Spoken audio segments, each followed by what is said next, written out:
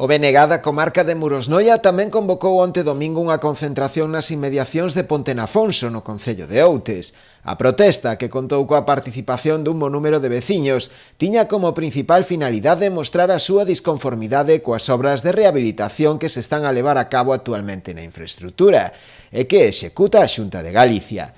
Para os nacionalistas, a actuación que se está a realizar é un claro atentado patrimonial, provocando unha degradación dunha ponte histórica, catalogada patrimonialmente. Ademais de solicitar a restitución do peitoril de pedra orixinario, os nacionalistas tamén denuncian a solución que se lle deu á canalización do cableado de telefonía que cruza a ponte, ao tratarse, segundo eles, dunha auténtica chapuza. Por esta razón, como xa fixeran con sendas iniciativas presentadas no Parlamento, volveron a solicitarlle á Xunta a paralización cautelar das obras e que se realice unha intervención que garanta o valor patrimonial da infraestrutura.